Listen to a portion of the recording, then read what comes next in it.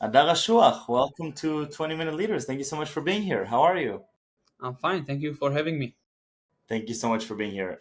Well, I'm excited to get to know you better, Adal. You have quite a really interesting background in the context of marketing and social and messaging and how to get information across. Tell me a little bit about your background and we'll quickly lead into what's happening over the last few months, really since the start of the war. Yeah. My I guess business journey begins very early, very young.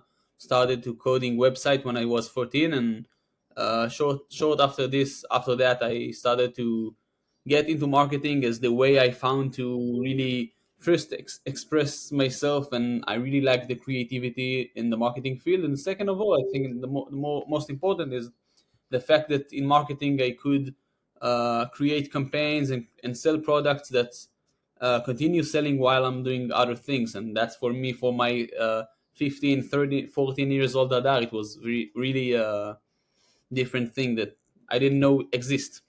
Tell me a little bit about what you've been up to over these years. So more tangibly, what did you discover and what were some of these projects?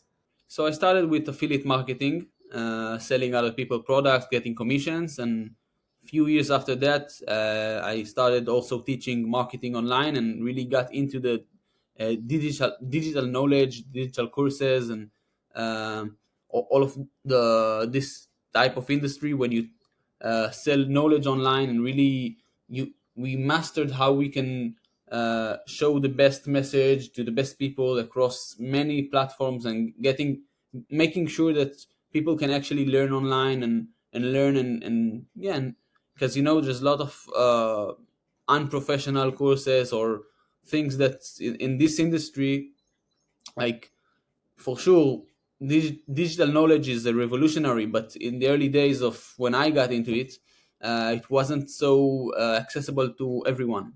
So what we did, we tried our best to make it more accessible, and that's what I did until I was 18. And then uh, I born and raised in Israel, and for sure 18 is the age you going to the army.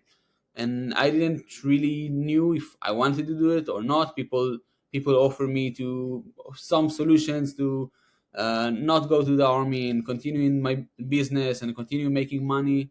uh, and I was like, I wasn't sure what I'm gonna do. And then I went to Poland with my high school.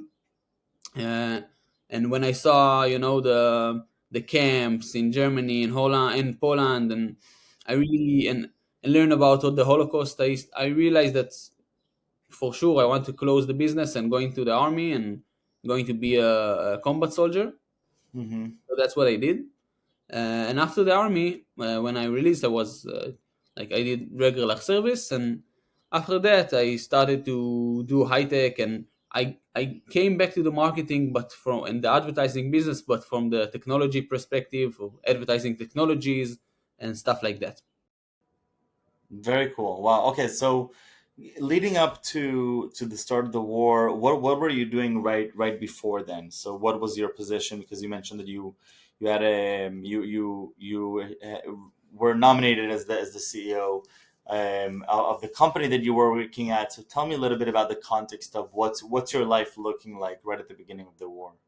Yeah, so October 7th, caught us all by surprise. And for me, I was actually in the beginning of my journey as CEO of AdFreeway Israel, and I started to open the market and getting people to know AdFreeway and know our technology.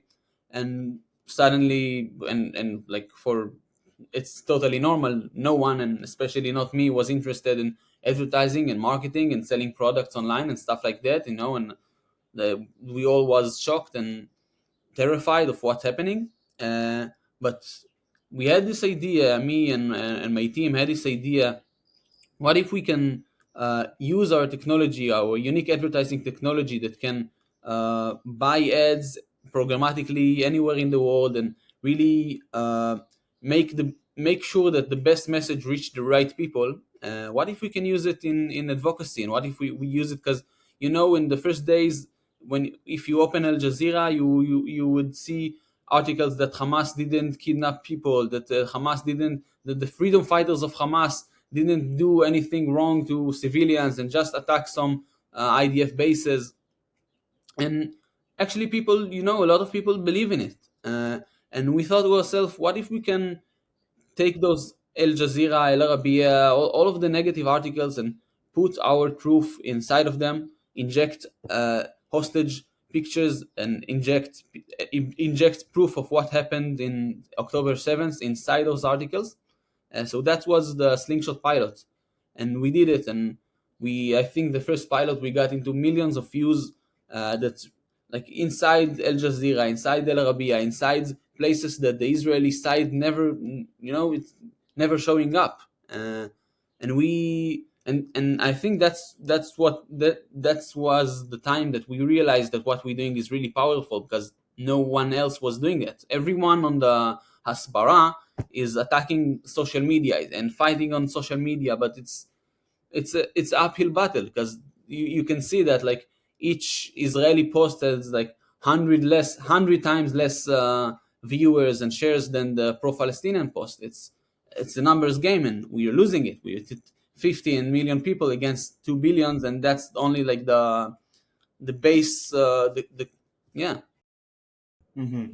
Very, very cool. So walk me through a little bit.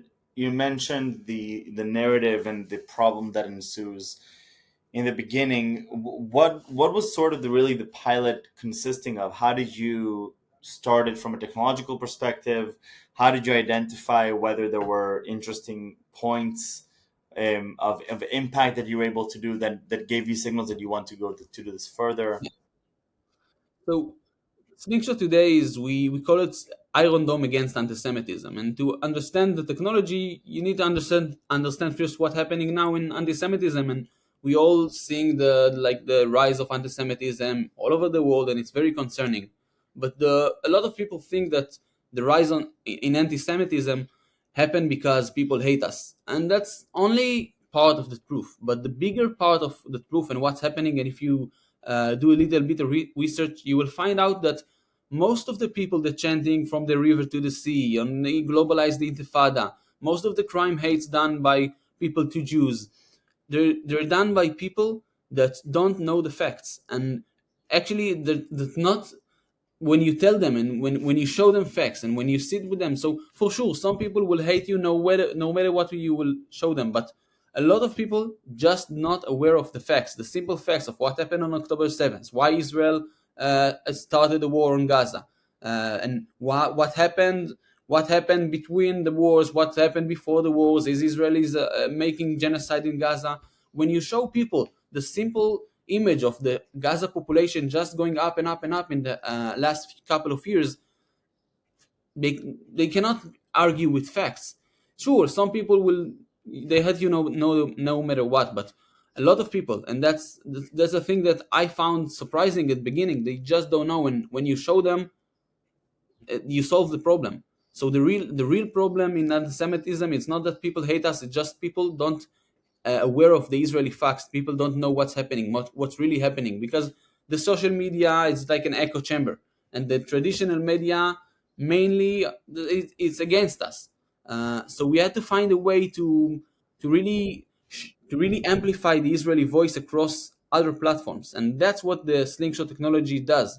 So we buy ads on the open web, which means we buy ads on more than 200,000 websites and applications, from the big one like Al Jazeera, BBC, CNN, to the small one. And what we know how to do in using AdFreeway technology is we know how to, when we run a campaign, and for now we're running a Bring Them Home campaign, the targeting specifically people in Washington, D.C., people, highly influential people. So we know to take this specific audience, and we have like 5 or 10 messages that we're showing them, and our unique algorithm can really make sure that, like, it's not in marketing, the first thing marketer learning is about A/B testing. We are not doing A/B testing. We are making sure that if we have 10 creatives, 10 messages, we're making sure that each one of them gets its ideal audience for them.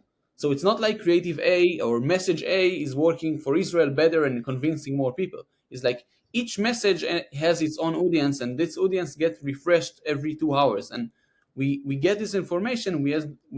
Our algorithm is based on an AI and crowd wisdom, and we really researching our users' browsing patterns, and that's how we know how to show the right message to the right people. So it's two things. You know, it's even more than two things. Slingshot, what Slingshot does is few things. First is getting the Israeli voice heard. That's like it's never has done before on such so many platforms. Second of all, we can target specific geolocations, so neighborhoods, college campuses, and we did it in the past in the ICJ, in the Columbia University campus, in other people when we know highly influential people live. That's one. That's two. And then we can buy ads and really create high frequency campaigns that no, like you can, when you're walking on streets in New York and people ripping off hostage posters, uh, that they cannot do it with slingshot ads. It's like signs. It's posters that cannot be rip off or ignored. So and then we amplify it on our algorithm, and we create this highly impact slingshot campaigns. So who's funding this? Because all of this is obviously not a business proposition per se, right? I mean, a lot of this is there is an important mission that we're all behind. But how are you funding this, and how has it been over the last 8, I guess 9 months at this point?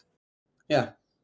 So that's a great question. That's the question everyone asking: who funding it? Because yeah, ads cost a lot of money, and Yep. especially if they're like highly targeted and all of that. And we trying to make a revolution in hasbara, and we actually doing it for profit, and we actually building a business model that based on people who care about anti-Semitism. So we actually selling ads to people, and we allowing our customers to select their campaigns and to support campaigns they like. So for example, if we're going to a community in New York and we're showing them campaigns that we're running, we allow them to contribute to the campaign and actually buy impressions, and that's the product we're selling. We're selling people that seeing the Israeli voice. And if your grandson is in Columbia University and suffering from anti-Semitism, and suddenly we present you with a way for him to get his voice back, to fight for, because a lot of them just feel afraid to share their voice.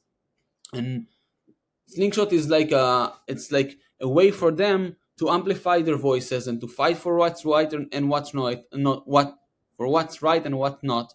And uh, and a lot of people, it's surprising, because why do you care? Why would you buy ads? But yes, people care, and people see that, if we don't solve anti-Semitism right now, if we don't do anything we can, it just won't work. And for sure it would be nice if people would do it for free. But we're managing a team, and we want to do something that is sustainable, even 1 year or 2 year, even 5 years after the war. uh, we see the situation right now when everyone is against us. It's happening because of billions of dollars and several years of influence against Israel in the academy, in the media, in the political sides of things. In order to fight back, we need to build a different model. So that's why, yes, we a startup company. We are for profit, and we're selling to people, to people who cares about anti-Semitism, and we're allowing them to affect how and to affect things in their neighborhood, in their college campuses, and that's it. And so where do you see this, in the long term?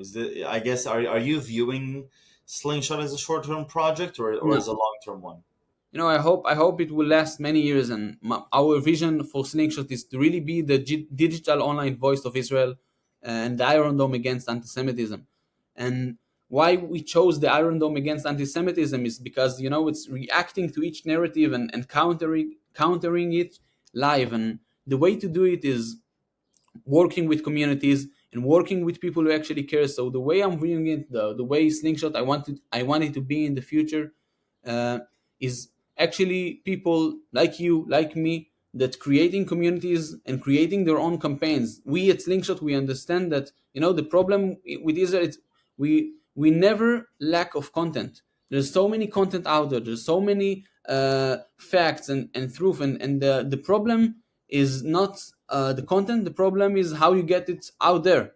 Um, so that's why my vision for Slingshot is people taking their own content, whether it's social media influencers or other organizations that already have content, and amplifying it on our platform and building Slingshot campaigns, uh, and working together to solve anti-Semitism, each one where they can do it. Amazing. And now this is such a refreshing experience. I think that I've seen a lot of entrepreneurs go through the start of the war and asking different questions, but it sounds like your ability to take the technology that you've been working on and the products you've been working on and adapting them to something that feels like a true calling, right? I mean, you're talking about the experience of being there on that day and asking, well, what am I doing this for, right? I mean, who cares right now about about this work that I've done until now, but hey, I can actually make it useful and make a positive impact if I adapt it to this new use case, and there is obviously a market for that as well. Yeah, and I didn't chose to do it. I didn't thought I would do it, and the truth, I did it because no one else is doing it. And for people that I'm talking with, I also want to say, look, if you afraid of anti-Semitism and you see what's going on, and it's only gonna get worse, and nobody's coming to save you. So I hope that my solution actually can help, because in the first time we know what we're doing. A lot of organizations doing advocacy, but they don't really they can't measure their impact. They can't measure the success. And using our online technology, we in the first time we can target people, we can show results, we can show impressions and clicks and votes, and we know which message work best. So yes, for like, it's what's happening in the US today. It's worrying us all. But Absolutely. for the first time, I feel like we might have a solution. Yes, we need to pay for it. Yes, it's not for free. But if you care about your children, if you care about what's happening now, if you care about being a Jewish and not being afraid walking on the street with kippah, we got to do it. Hmm. And now, wishing you best of luck. Thank you so much for the time and for the energy, and I Thank look you. forward to continue following from the side. Thank you very much. Thank you very much. Thank you.